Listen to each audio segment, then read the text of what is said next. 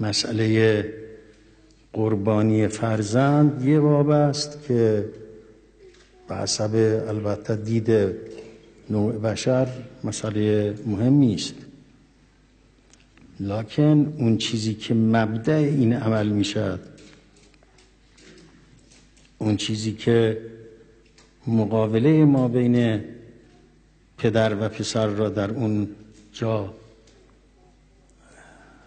متحقق می کند، اون یه مسائل قلبی و روحی و معنوی است فوق این مسائلی که ماها می فهمیم.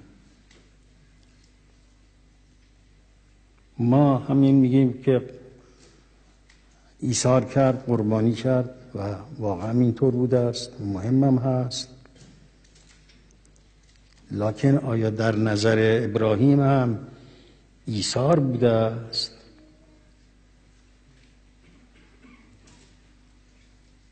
ابراهیم هم در نظرش این بوده است که حالا یه چیزی تحفه‌ای میبرد پیش خدا؟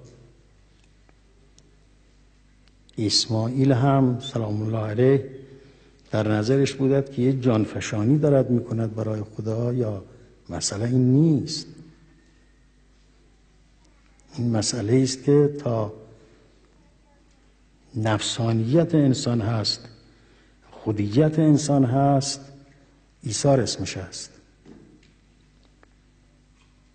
من ایثار میکنم در راه خدا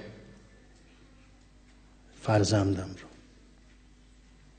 من ایثار میکنم در راه خدا جان خودم را.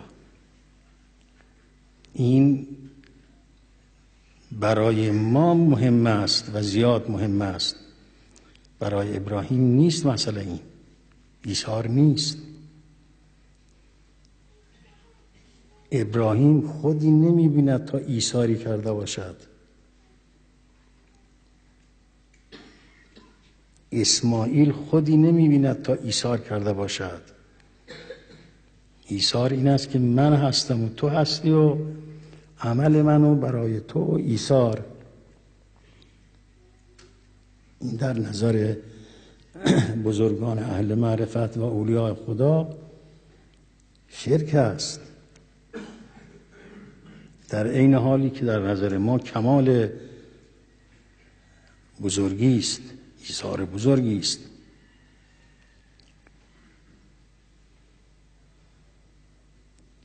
عید برای ما یک معنا دارد، برای ابراهیم و برای پیغمبرها یک معنای دیگری دارد. ما هم عید میکنیم، اونها هم عید میگیرند، لکن اونهایی که عید میگیرند عید لقاء است. اونها عود میکنند به اون جایی که از اونجا ظاهر شدند و عید میگیرند برای این امر، البته بعد از ارجاع به باز از اون معنای سیر الهی، بعد از ارجاع اسمش عید میشد.